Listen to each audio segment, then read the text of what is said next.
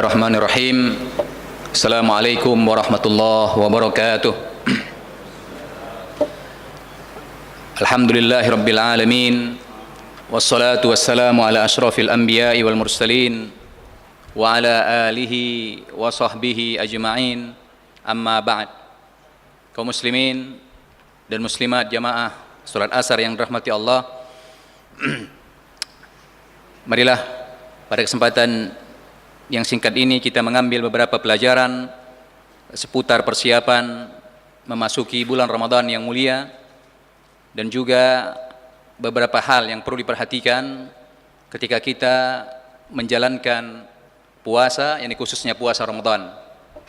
Kaum muslimin dan muslimat jamaah salat asar yang dirahmati Allah, Al-Imam Ibn Rajab dalam kitabnya Lataiful Ma'arif menceritakan bagaimana persiapan para ulama, persiapan para sahabat Nabi yang mulia memasuki bulan Ramadan yang mulia, yang salah satu barometer suksesnya seseorang dalam menjalani bulan Ramadan, ya, setelah taufik dari Allah Tabaraka wa Ta'ala, selanjutnya adalah tergantung dari bagaimana dia bersiap atau melakukan persiapan untuk memasuki bulan Ramadan yang mulia tersebut. Al-Imam Ibn Rajab dalam kitabnya Lataiful Ma'arif menceritakan, mengungkap, ya, menyebutkan satu kalimat dari Syekh atau Al-Imam Abu Bakar Al-Balkhi, di mana Abu Bakar Al-Balkhi bercerita bagaimana persiapan mereka memasuki bulan Ramadan. Apa beliau katakan? Syahrul Rajab, Syahrul Zar'i. Bulan Rajab itu adalah bulannya menebar benih, menanam benih. Wa syahru Sya'ban syahru saqi zar'i. Dan bulan Sya'ban adalah bulan menyiram tanaman. Dan bulan Ramadan, wa syahru Ramadan syahru hasadu zar'i. Dan bulan Ramadan adalah bulan, ya, panen amalan. Maka Abu Bakar Al-Balkhi menceritakan bahwa mereka melakukan persiapan memasuki bulan Ramadan 2 bulan, ya, sebelum masuk bulan Ramadan, dimulai semenjak bulan Rajab. Dan kalau kita lihat pada hari ini, kita sudah berada pada tanggal 19 Sya'ban. Kita menyisakan sekitar 10 atau 11 hari lagi memasuki bulan Ramadan, ya, yang nanti kita tunggu bagaimana keputusan pemerintah, ya, dalam rangka menjaga persatuan kaum muslimin. Maka kalau, ya, seandainya kita baru mulai sekarang bersiap untuk memasuki Ramadan, maka kata Abu Bakar Al-Balkhi, sebagaimana disebutkan oleh Imam Ibn Rajab dalam kitabnya Lataiful Ma'arif, maka kita sudah terlambat 1,5 bulan. Kalau kita siapnya mulai sekarang, kita sudah terlambat 1,5 bulan. Di halaman yang lain, Ibn Rajab kembali menyebutkan bagaimana lebih dahsyatnya lagi para sahabat Nabi SAW. Kata Ibn Rajab dalam kitabnya bahwa para sahabat Nabi ternyata bersiap menghadapi atau memasuki bulan Ramadan 6 bulan sebelum memasuki bulan Ramadan. Apa yang mereka lakukan? Mereka sudah berdoa kepada Allah agar dipertemukan dengan bulan Ramadan dan dimudahkan untuk melakukan ketaatan-ketaatan pada bulan Ramadan. Kalau menurut Abu Bakar Al-Balkhi, maka kita terlambat 1,5 bulan kalau kita bersiapnya baru mulai sekarang. Kalau menurut versi sahabat, maka kita sudah terlambat 5,5 bulan persiapan kita memasuki bulan Ramadan. Meskipun terlambat lebih baik daripada tidak melakukan persiapan. Maka tidak heran nanti kita melihat bagaimana sikap sebagian kaum muslimin, ya, bermacam-macam. Itu tergantung salah satunya persiapan mereka di luar menyambut bulan Ramadan.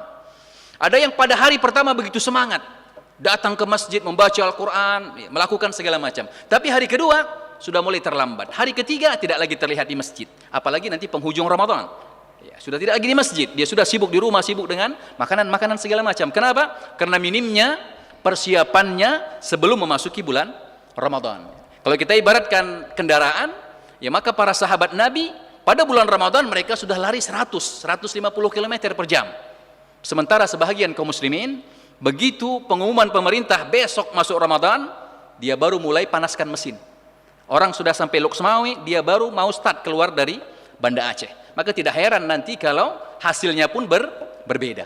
Nah, oleh sebab itu selanjutnya Ibnu Rajab menyebutkan ya, tips-tips apa saja yang perlu kita siapkan untuk memasuki bulan Ramadan yang mulia tersebut, yang melihat perjalanan atau persiapan yang dilakukan oleh para sahabat Nabi dan juga para ulama-ulama kita ya yang terdahulu. Apa di antara persiapan yang bisa kita lakukan? Yang pertama adalah kita memperbanyak doa kepada Allah Tabaraka wa Ta'ala. Berdoa kepada Allah agar dipertemukan dengan bulan Ramadan yang mulia dan dimudahkan oleh Allah untuk dapat mengisi Ramadan dengan ketaatan-ketaatan kepada Allah Tabaraka wa Ta'ala.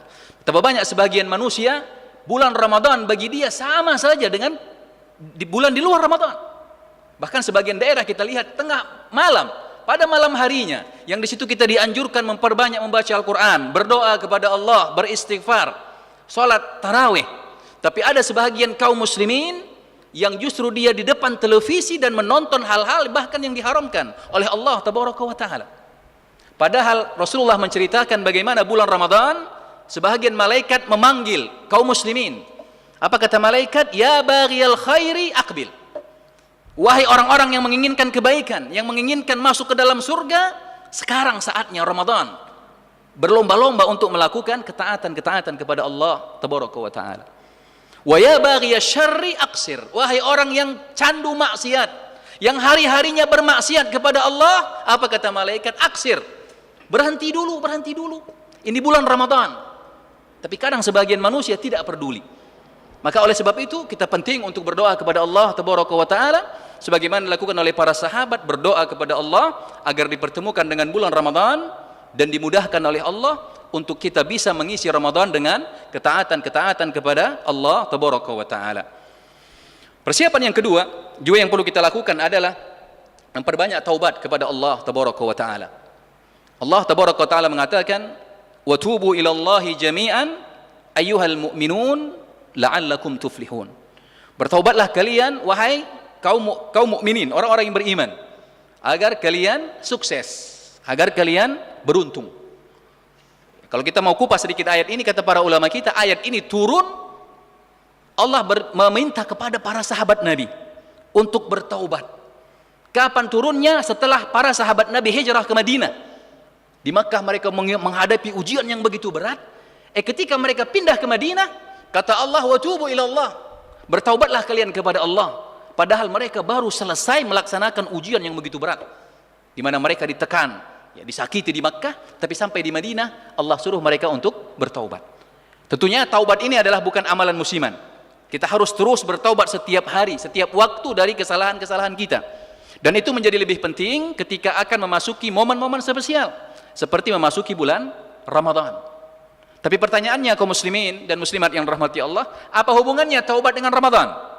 Maka kata para ulama kita, Ramadan adalah musim kebaikan, di mana Allah memberi kesempatan kepada kita untuk banyak melakukan ketaatan-ketaatan. Ada puasa, ada sahur, ada salat tarawih, ada baca Al-Quran, ada memberikan makanan, bersedekah, dan ibadah-ibadah yang lain. Dan ibadah ini akan mudah dilakukan oleh orang-orang yang jiwanya bersih, yang hatinya sehat. Dan maksiat menjadikan hati kotor. Kalau hati kotor, jiwa kita sakit karena penuh dengan kemaksiatan, maka kita tidak mampu melakukan kebaikan-kebaikan yang terdapat pada bulan Ramadan. Ketahuilah kaum muslimin yang rahmati Allah, kalau kita dengan kemampuan yang kita punya, tubuh kita sehat, tapi kita tidak mampu menghatamkan satu kali membaca Al-Quran dalam bulan Ramadan, ketahuilah jiwa kita itu sakit, jiwa kita itu kotor. Bagaimana kita tidak mampu menghatamkan satu kali? Bahkan para ulama kita kalau kita melihat, ada di antara mereka yang setiap minggu khatam satu kali, setiap 3 hari khatam satu kali, setiap 2 hari khatam satu kali. Kenapa kita tidak mampu satu kali untuk satu bulan Ramadan? Kata para ulama kita, ketahuilah orang-orang seperti ini padahal dia tidak punya uzur, dia tidak sakit, dia punya waktu yang luang, tidak lain penyebabnya karena jiwanya kotor. Maka agar kita mudah untuk melakukan ketaatan-ketaatan kepada Allah, agar salat tarawih terasa nikmat meskipun imam membacanya panjang, agar baca Al-Quran itu menjadi sebuah hobi bagi kita, agar sedekah itu menjadi suatu yang menyenangkan bagi kita. Bertaubatlah kepada Allah Tabaraka wa Ta'ala. Ketika jiwa kita bersih, maka kita mudah untuk melakukan ketaatan-ketaatan ya kepada Allah Tabaraka wa Ta'ala, khususnya pada bulan Ramadan. Persiapan yang ketiga yang juga bisa kita lakukan adalah sebagaimana juga dilakukan oleh Rasulullah sallallahu alaihi wasallam, ya meskipun ini tinggal beberapa hari lagi, adalah memperbanyak puasa ya pada bulan Sya'ban. Memperbanyak puasa pada bulan Sya'ban. Istri-istri Rasulullah di antaranya Aisyah radhiyallahu anha bercerita bahwa kami tidak mendapati Rasulullah banyak berpuasa setelah bulan Ramadan ya kecuali bulan Sya'ban. Jadi bulan Ramadan Rasulullah puasanya full. Selanjutnya beliau selain bulan Ramadan berpuasa pada bulan Sya'ban dan banyak berpuasa pada bulan Sya'ban ya, tapi tidak full. Para sahabat bertanya, kenapa Rasulullah banyak berpuasa pada bulan Sya'ban? Kata Rasulullah, Sya'ban adalah bulan di mana banyak manusia lalai. Orang banyak bersiap untuk masuki bulan Ramadan. Bahkan ada sebagian tradisi habis-habisan makan-makan, jalan-jalan. Kata Rasulullah, bulan Sya'ban orang banyak lalai. Maka di situ aku ingin ya mendekatkan diri kepada Allah. Karena ketika kita beribadah kepada Allah, ketika manusia sedang lalai, itu memiliki keutamaan yang lebih besar. Dan juga kata Rasulullah bahwa persiapan atau banyak puasa pada bulan Sya'ban merupakan persiapan memasuki puasa pada bulan Ramadan, agar tubuh tidak terkejut, agar bangun pagi sudah terbiasa, agar tubuh kita ini ya fisik kita ini juga sudah siap sebagaimana seorang yang mau bertanding, sebagaimana seseorang yang mau menghadapi event besar, maka dia butuh persiapan. Maka Rasulullah pun memperbanyak puasa pada bulan Sya'ban. Salah satu fungsinya adalah sebagai persiapan. Dan juga kepada para ulama kita, Sya'ban itu seperti qobliyahnya salat ya. Salat itu ada rawatib, ada qobliyah, ada ba'diyah. Juga puasa Ramadan ada seperti itu. Qobliyahnya kapan? Bulan Sya'ban, memperbanyak puasa pada bulan Sya'ban. Ba'diyahnya kapan? Nanti 6 hari di bulan Syawal. Yang ini juga salah satu fungsinya akan menutupi kekurangan-kekurangan pahala yang kita lakukan pada puasa bulan Ramadan. Jadi memperbanyak puasa pada bulan Ramadan. Dan juga persiapan yang lain yang juga perlu kita lakukan adalah ya, kembali mempelajari hukum-hukum yang berkaitan dengan Ramadan dan juga keutamaan-keutamaan ya, bulan Ramadan dan melakukan ibadah-ibadah di bulan Ramadan agar kita termotivasi. Ya, karena tanpa persiapan yang baik, tanpa pengetahuan yang baik, kita akan rugi karena waktu itu akan terbuang. Sebagai contoh, biasanya orang, ya, sebagian ulama kita menyebutkan bahwa menjelang berbuka puasa itu adalah waktu yang makbul untuk berdoa. Tapi sebagian kaum muslimin justru menjelang buka puasa ngapain? Jalan-jalan, ya, beli buka puasa. Tidak masalah. Tapi kadang masalahnya apa? Yang mau dibeli makanannya cuma 2 potong, tapi jalan-jalannya sampai 1 jam.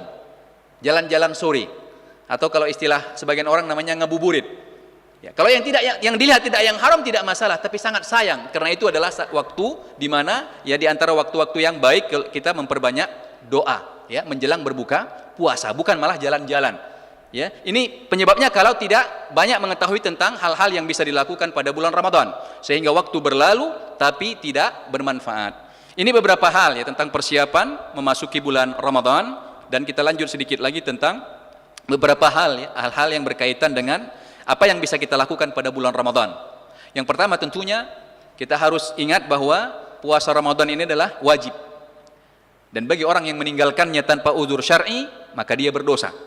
Bahkan Rasulullah menyebutkan bagaimana beliau pernah dibawa oleh malaikat ya dan ditunjukkan kepada sebagian manusia yang ditelungkupkan digantung kakinya ke atas, kepalanya ke bawah. Mulutnya robek-robek mengeluarkan darah. Rasulullah tanya, siapa mereka ini? Maka malaikat menjawab, mereka ini adalah orang yang tidak berpuasa pada bulan Ramadan. Padahal dia tidak punya udzur syar'i. Dia tidak sakit. Dia bukan orang tua renta, ya dia bukan dalam perjalanan musafir, atau kalau perempuan dia tidak dalam kondisi menyusui, ya atau hamil, atau dia tidak kondisi dalam datang bulan. Dia kondisinya sehat, mampu, tapi dia meninggalkan puasa dengan sengaja, maka kata malaikat inilah orang yang ya dihukum oleh Allah, kakinya digantung ke atas dan mulutnya kepalanya ke bawah, dirobek-robek, ya disayat-sayat mengeluarkan darah. Dan juga lebih dari itu, Al-Imam Az-Zahabi dalam kitabnya Al-Kabair menyebutkan bahwa orang yang meninggalkan puasa dengan sengaja tanpa udzur syar'i maka dosanya lebih besar dari pezina. Dosanya lebih besar dari pezina. dosanya lebih besar dari pencuri, dosanya lebih besar dari peminum khamar. Inilah hukuman bagi orang yang tidak berpuasa pada bulan Ramadan tanpa ada uzur syar'i. Selanjutnya kaum muslimin dan muslimat yang dirahmati Allah, beberapa hal yang perlu kita lakukan ya pada bulan Ramadan. Di antaranya adalah tentunya puasa. Kita mulai dengan makan sahur. Kita mulai dengan makan sahur. Kata Rasulullah, tasahharu fa inna fis sahuri barakah. Makan sahurlah kalian, karena dalam makan sahur itu terdapat keberkahan. Ya, jadi ini perintah Rasulullah agar kita memulai puasa dengan makan sahur, karena di dalam makan sahur itu terdapat berkah. Bahkan kata Rasulullah, tasahharu walau bijur'ati ma'in. Makanlah, bangunlah dan makanlah sahur meskipun hanya meneguk satu teguk air. Katakan malam sudah kenyang, ya bangun pagi malas lah udah. Tentunya puasa tanpa sahur sah, ya sunnah. Tapi kata Rasulullah, bangunlah, makan sahurlah meskipun hanya meneguk satu teguk air, karena di dalamnya terdapat barokah. Dan waktu makan sahur itu juga adalah waktu makbul di mana kita berdoa. Orang yang berpuasa ini masya Allah, doa yang dia panjatkan begitu memiliki waktu yang banyak untuk dikabulkan oleh Allah. Ketika dia makan sahur atau waktu sahur, itu waktu makbul berdoa. Ketika dia berpuasa, itu juga waktu makbul untuk berdoa. Ketika dia buka puasa, itu juga waktu makbul untuk berdoa. Maka orang yang berpuasa, waktunya dipenuhi waktu yang makbul untuk berdoa. Maka sangat sayang kalau tidak dimanfaatkan untuk memperbanyak doa ketika kita sedang berpuasa. Dan juga Rasulullah menganjurkan kepada kita untuk urusan sahur ini maka hendaknya diakhirkan. Sahabat pernah bercerita bahwa jarak antara makan sahur kami dengan sholat subuh sekitar 50 ayat. Ya mungkin sekitar 30 sampai 40 menit sebelum memasuki waktu subuh. Ya, jadi kalau mungkin kita ibaratkan subuh itu jam 5, maka waktu yang terbaik itu adalah setengah 5 atau setengah 5 kurang sedikit. Ya, sampai jam 5, maka itulah waktu terbaik untuk makan sahur. Ya, sahur itu sunnahnya diakhirkan. Ya, sunnahnya diakhirkan. Dan juga kata Rasulullah, apa makanan terbaik untuk sahur? Kata Rasulullah, nikmat sahuril mu'min at-tamar. Sebaik-baik sahurnya orang mukmin adalah kurma. Maka bagi kita yang memiliki kemudahan, ya beli, simpan kurma, gunakan sedikit untuk sahur, nanti juga sedikit untuk berbuka, agar kita mendapatkan keutamaan-keutamaan, ya dan juga mendapatkan pahala dari Allah Tabaraka wa Ta'ala. Jadi sahur ini ibadah yang luar biasa manfaatnya dan juga banyak keutamaan di dalamnya. Dan juga kata Rasulullah, yang membedakan sahur kita, yang membedakan puasa kita dengan puasa ahli kitab adalah makan sahur. Di dalam agama Yahudi dan Nasrani ada juga syariat puasa. Tapi bedanya mereka tidak memulai puasa mereka dengan makan sahur. Sementara kaum muslimin dianjurkan memulai puasanya dengan makan sahur, agar beda dengan orang Yahudi dan Nasrani. Jadi kalau lagi malas bangun sahur, ingat aja, saya tidak mau puasa saya sama dengan orang Yahudi Nasrani. Maka saya akan memulai puasa saya dengan makan sahur. Ya, ini beberapa tentang makan sahur. Dan juga selanjutnya mengenai berbuka, maka kita dianjurkan untuk menyegerakan berbuka. Dan berbuka yang terbaik kata Rasulullah, diceritakan oleh para sahabat, Rasulullah itu berbuka dengan rutab, kurma basah. Kalau tidak ada kurma basah maka dengan tamar, kurma kering. Kalau tidak ada kurma kering maka dengan air putih. Setelah itu makan dan minumlah ya sesuai dengan ya kondisi kita masing-masing, ya tanpa harus sampai mengganggu kegiatan ibadah yang lain. Ya, ini mengenai berbuka dan sahur dan berbuka. Juga selain berbuka atau sahur dan berbuka, ada ibadah lain yang dianjurkan. Di antaranya adalah salat malam. Ya, kata Rasulullah, "Man qama ramadhana imanan wa ihtisaba, ghufira lahu ma taqaddama min dzambi." Siapa yang melakukan salat malam, salat tarawih pada bulan Ramadan karena keimanan kepada Allah dan juga mengharapkan ganjaran dari Allah Tabaraka wa Ta'ala, maka Allah akan ampuni dosa-dosanya yang telah lalu. Ya, ini salah satu keutamaan dari salat malam. Juga kata Rasulullah, "Man qama lailatul qadri," siapa yang salat malam pada malam Lailatul Qadar, ghufira lahu imanan wa ihtisaba, ghufira lahu ma taqaddama min dzambi. Maka Allah akan ampuni dosa-dosanya yang telah lalu. Dan sholat malam ini mengenai jumlah rakaatnya, kata para ulama kita, tidak ada batasan mengenai jumlah rakaat sholat malam. Kenapa? Karena Rasulullah pernah ditanya, berapa jumlah rakaat sholat malam? Kata Rasulullah, sholatul lail mathna mathna. Sholat malam itu dilakukan 2 rakaat, 2 rakaat. Tidak dibatasi oleh Rasulullah sallallahu alaihi wasallam. Betul kata Aisyah bahwa Rasulullah tidak pernah sholat malam lebih dari 11 rakaat, baik di bulan Ramadan atau di luar bulan Ramadan. Tapi kata para ulama kita, apa yang dilakukan Rasulullah ini tidak menunjukkan pembatasan. Karena Rasulullah ketika ditanya berapa jumlah rakaat sholat malam, maka Rasulullah mengatakan sholat malam itu dilakukan 2 rakaat, 2 rakaat. Rasulullah tidak membatasinya. Maka kalau kita melihat, ya, diriwayatkan bagaimana Umar bin Khattab, ya, pada zaman Umar bin Khattab mengumpulkan manusia dan menyuruh Ubay bin Ka'ab untuk sholat tarawih sebanyak 23 rakaat. Kenapa? Karena Umar bin Khattab ingin mencontoh panjangnya sholat malam Rasulullah. Dan Umar bin Khattab melihat kalau dengan 8 atau 11 rakaat dengan panjang sholat malam itu manusia akan keberatan. Maka Umar bin Khattab memerintahkan 23 agar mencontoh sama dengan panjangnya sholat Rasulullah sallallahu alaihi wasallam. Maka yang mau melakukan 11 silahkan mengikuti Rasulullah, yang melakukan 23 silahkan mengikuti apa yang diajarkan oleh Umar bin Khattab. Kata Rasulullah, alaikum bisunnati wa sunnatil khulafa'ir rasyidin al-mahdiyin. Hendaklah kalian mengikuti sunnahku. 11 rakaat ikut sunnah Rasulullah dan mengikuti sunnahnya khulafa'ir rasyidin, diantaranya Umar. Umar melakukannya 23 rakaat tanpa perlu diributkan. Ya, yang menjadi masalah adalah orang yang tidak mau sholat malam. Ini yang perlu dinasihati, ya, perlu diingatkan agar dia, ya, jangan meninggalkan sholat malam meskipun dia sunnah tapi memiliki keutamaan yang begitu luar biasa. Dan juga sholat tarawih ini kata Rasulullah, man qama ma'al imam hatta yansharif kutiba lahu qiyamul lailah. Siapa yang sholat bersama imam sampai selesai, maka dituliskan baginya sholat 1 malaman penuh. Ya, katakan sholat tarawih rata-rata 1 sampai 2 jam dan malam itu rata-rata 12 jam. Maka kalau kita sholat tarawih sampai selesai, sampai sholat witir bersama imam yang mungkin durasinya 1 sampai 2 jam, maka kita ditulis bahwa kita telah melakukan sholat malam selama 12 jam. Ya, bonus dari Allah tabaraka wa ta'ala. Sholat 2 jam dihitung dengan 12 jam. Maka hendaknya kita mengikuti sholat bersama imam sampai dengan selesai agar kita mendapatkan keutamaan sholat 1 malaman penuh. Dan juga selain sholat tarawih ada membaca Al-Quran. Ini juga bulan Ramadan disebut oleh sebagian ulama kita sebagai bulan Syahrul Quran, bulan Al-Quran.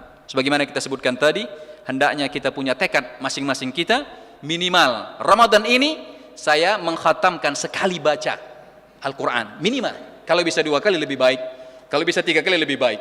Ya, kalau kita hitung 1 juz 1 hari itu membutuhkan sekitar 45 menit sampai 1 jam. Alangkah pelitnya kita tidak mau menyisakan waktu 1 jam untuk mengkhatamkan Al-Quran. Ini merupakan tabungan akhirat kita. 1 jam itu kalau dibawa ngobrol nggak sadar itu. Tiba-tiba ngomong, sudah 2 jam, 3 jam. Ya, maka gunakan, ya, sempatkan waktu kita 1 jam 1 hari untuk menyelesaikan satu juz. Maka insya Allah kita bisa menyelesaikannya selama 1 bulan. Kalau kita mau bagi 5 sholat, maka kita cukup membaca setiap kali sholat berapa? Setelah setiap kali sholat 2 lembar. Mudah sekali. Maka kata para ulama kita, bagi siapa yang dia tidak kondisinya sakit, dia punya waktu tapi tidak bisa menyelesaikan, mengkhatamkan, membaca Al-Quran 1 kali, ketahuilah bahwa jiwanya itu sedang sakit, jiwanya itu sedang kotor. Ya, karena dia tidak mampu menyelesaikan, ya, membaca Al-Quran. Bahkan disebutkan Imam Malik rahimahullah, gurunya Imam Syafi'i, menutup majelis kajiannya. Imam Malik memiliki majelis kajian begitu banyak di luar Ramadan. Tapi kalau datang bulan Ramadan, kajian-kajiannya ditutup. Kenapa? Karena dia ingin menghabiskan waktunya bersama Al-Quran. Al-Imam Syafi'i diriwayatkan menamatkan lebih dari 20 kali dalam 1 bulan. Bagaimana kita ini pengikut Imam Syafi'i? Ya.